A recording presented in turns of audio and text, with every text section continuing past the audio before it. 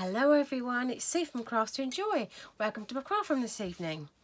Today I'm doing something a little bit different. Different is my favourite word. I haven't done this for quite some time. I just saw something. I thought, oh, I haven't done that for ages. So I've just done a couple of things ahead of time. I wasn't sure if it was what would be working. I've got some vellum. It's quite a thick, sort of like translucent, like a papery card type thing. It's quite thick. You can hear it. And I've got pulled out my, what was it called again? Touches of Texture.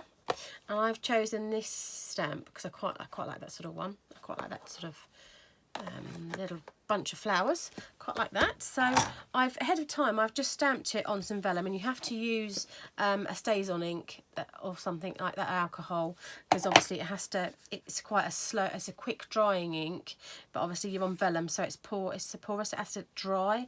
So I've done that a few minutes ahead of time, and it is dry now. Just double check your finger, it is dry, even though it's a quick drying, because it's on vellum it takes a bit longer, or you can get heat gun out and heat set it. Many moons ago, we used to do a thing called like Pergamano and stuff. I used to do all of that. So, and this is just kind of my little mini version of it, really. So, I've also pulled out some of my alcohol markers. So, and I think we might make a frame. We'll see how we go. So this is kind of how I craft sometimes. I get an idea. I start it off and I'm like, oh, should we do this? Should we do that? So, I've stamped this on the right side, and I'm going to turn it over and use the wrong side. You need something like either a mouse mat, which is what we used to use, or I've used my Stampin' Pierce mat here. You'll notice that often I do a lot of stamping on my Stampin' Pierce mat, which is quite good because it's thick and it gives you a bit more sort of, it gives you a clear image. As I'm getting slightly older, my wrists and that are not as strong as I used to be, so that's quite handy. I think you get a really good stamped image, so that helps. So I'm going to use my ball, my dual-ended ball tool from the my Stampin', what is it called? It's the Simply Score tool. This comes with it, so that's quite good as well. I'm just going to go gently using the thinner end. One's the thick end and one's the thin end, a slightly thinner end, ball on the end. So I'm just going to go over. I'm going to go over my bits that the pieces on the image that are like a flower or a leaf, and they go a little bit of a brighter white colour. So I'm just going to go over them quick. It's quite quick, you know. It doesn't mean to be. If you want to do a bit more sort of highlighting, then you can. And then I thought I would add a bit of colour in, a teeny bit of colour. Obviously, it just slightly, I don't know if you can see that on the camera there, it just slightly raises the image. So wherever you rub your ball tool, it just slightly gives it a bit of different dimension, really. So, but we used to do this many moons ago, and I haven't done it for so long. And I thought, oh, I wonder if we can, you know, do something we used to do a long time ago. So yes, very good, very relaxing. So I'm just going to whiz round these. As you can see, it doesn't take very long. And if you start from the centre going outwards, you know, it depends what sort of look you're looking for. Just play around with it till you get, you might want some to be less sort of raised or prominent than the other. You might want a teeny bit of sort of, you can see it's changing colour as I'm doing it. So I think that's about all my leaves done. So that's all my image. I've just gone through the bits. You can see where it's changed colour. And then I thought I'd add a bit of colour in with my blends, my alcohol pens. So I'm just going to add a little bit in and see how we go. Obviously, I'm still working from the wrong side, so it gives it a bit of colour. Quite pale. So obviously I've chosen Rich Raspberry, the dark colour. But I could blend it out with well, let's get the other end, the thinner end. If I wanted it to be darker, I could go out a little bit with it. So it looks quite sort of like pastel-y almost. I'm just going to go and do a few more. You can add as much little colour as you like. You can blend it. You could, oh, I've missed a petal there, haven't I? One of my flowers. So I'm just going to put a little bit of colour on there to give it a little bit of a quite sort of pastel-y sort of colour. This is quite a quick technique, really. There's nothing too technical going on here either. I think if there's things that you already have, you know, or may have floating around in your stash. So, and then I just thought I might add a bit of darker colour to the centres of the flower. Again, there's nothing, not too accurate here really. And then I thought I might go down there a little bit and give that a little bit sort of shadowy almost. So it gives it a bit of, makes it look a bit sort of 3D from this side, but it's still got the white opaque sort of colour as well. So I'm just going to go over the where I think the darker bit should be on the flower. Again, it could be from the centres going out, it could be from there. And then I thought I'd add a bit of green.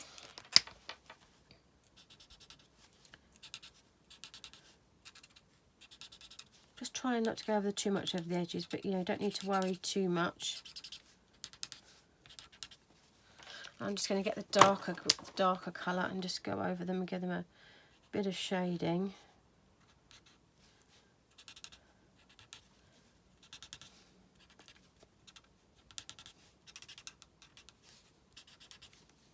Oh, I think the shading colour should be.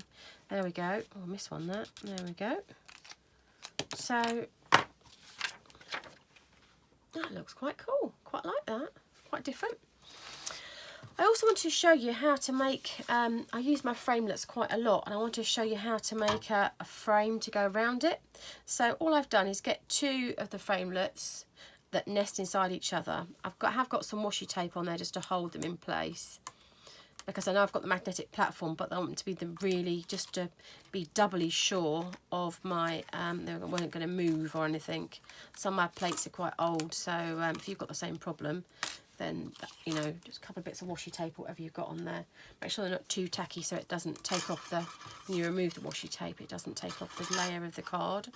And there's a frame. Quite cool, quite like that.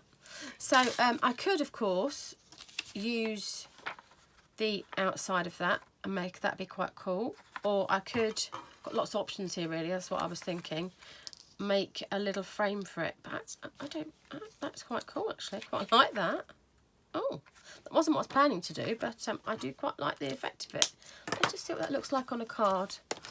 Let's just find a card blank. I've one out here somewhere. What have I done with it? I had it here. Oh yes, I can see it now. I can see it. No, I have one here. Oh, there we are. I'm just using a note here. Also have one handy. Let's just give that a little press. And I could do, if I wanted to, just pop that on there like that. Oh, actually I quite like that.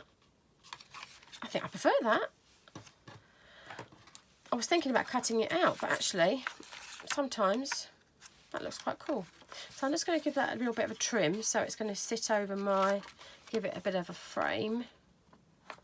Obviously my velum's a bit big, so I'm just going to give that a rough cut across so it can,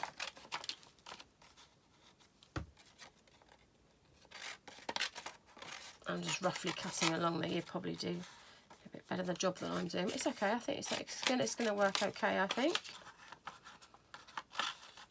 Hopefully you won't be able to see any of the vellum. There we go, that fits there. I think they're quite good. I quite like that. So I'm just going to pop some glue around my frame and attach that to it. Where has my glue gone? There we go. Ooh. So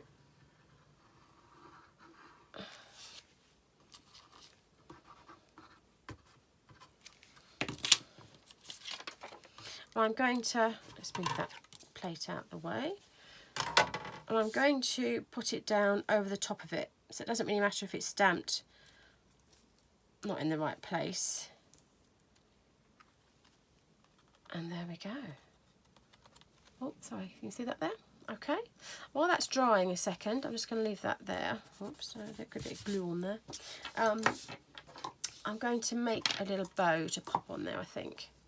So I do this way a lot. This is the way I was always taught how to make a bow. So I've got the same coordinating colour. I'm going to use fresh fig here. So I've got 2 bunny loops out my fingers.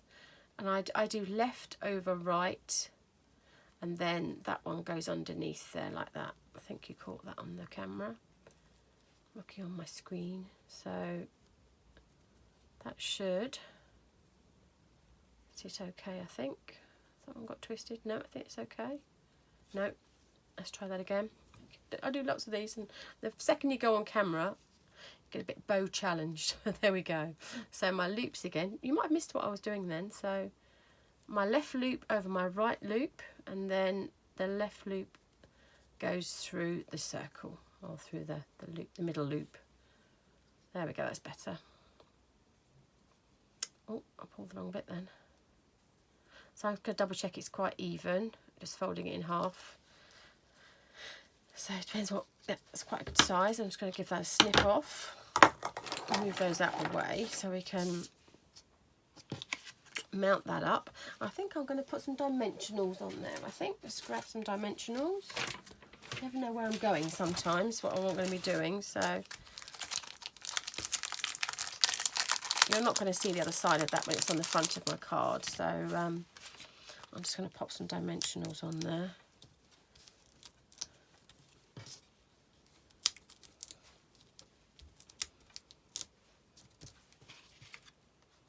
I'm going to put a little bit of the side pieces of the dimensionals on to give it a bit of sort of strength at the sides, give it a bit of support at the side ones. So obviously you're not going to see that when it's on my card. And that just, I think I should cut that a little bit short there on that side, but that'd be fine. You're not going to see that underneath. So I'm going to take off my backs of my dimensionals.